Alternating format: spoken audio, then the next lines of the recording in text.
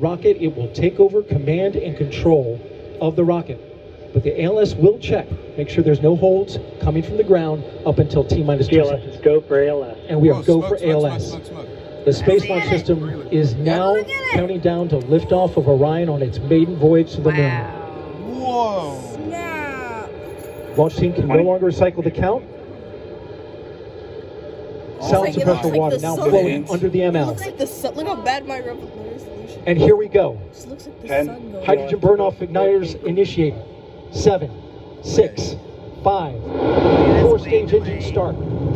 3, 2, 1. Boosters in ignition. And liftoff of Artemis 1. We rise together back to the moon and beyond.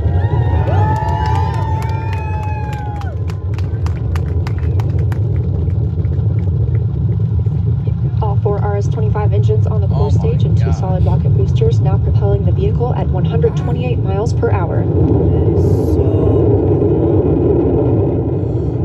Hearing good control on the roll from teams in Mission Control Houston. All good calls so far. Now 30 seconds into the flight of Artemis 1. First milestone will be for the vehicle to pass through max Q at about 1 minute and 9 seconds into launch.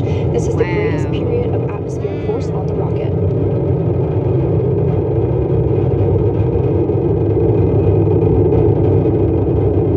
SLS now traveling 607 miles per hour.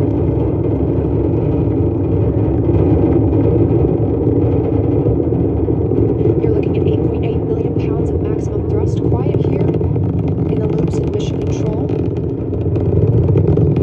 The 4 core stage engines are throttling down ahead of passing through max Q. Oh, it's gone. And max Q is what? Highest G-force. Highest G-force. Look at my camera. You can't even see it anymore. I can see it. Now 1 minute, 21 seconds into the flight, traveling at 1,420 miles per hour.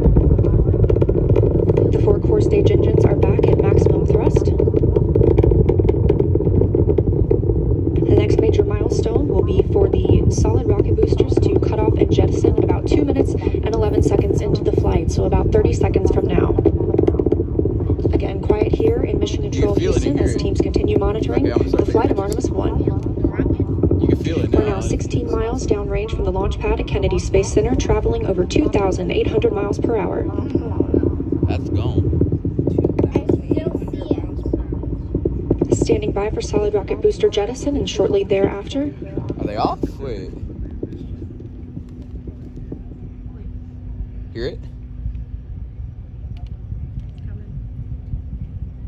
Confirmation that the solid rocket boosters have separated these 177-foot boosters. Now the core stage continues to power the flight of Orion, all 4 RS-25 engines firing, traveling over 3,400 miles per hour, 46 miles downrange. 2 minutes and 36 seconds into the flight. Hearing nominal calls here in Mission Control Houston. It never got loud, don't worry. We've still got 4 good engines on the core stage. Next up, we'll be looking for the service module fairing to separate. This is 3 15 by 15 foot fairing panels, providing structural support, protecting the service module. Those will separate at about 3 minutes and 11 seconds into flight, and very shortly thereafter will be followed by the launch abort system separation. You can hear it. Just over 3 minutes into the flight of Artemis 1, now traveling over 4,060 miles per hour, 83 miles downrange. We just had confirmation that the service module fairing has separated.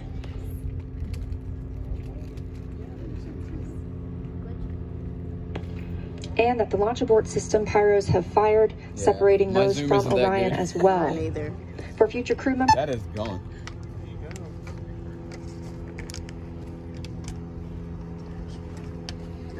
Speaker went out.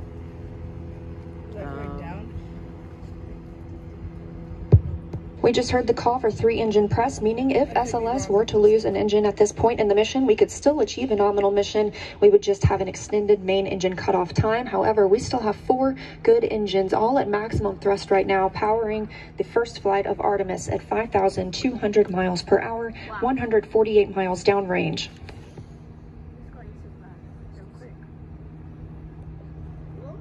So is that it still? No, that dot, yeah. The bright light.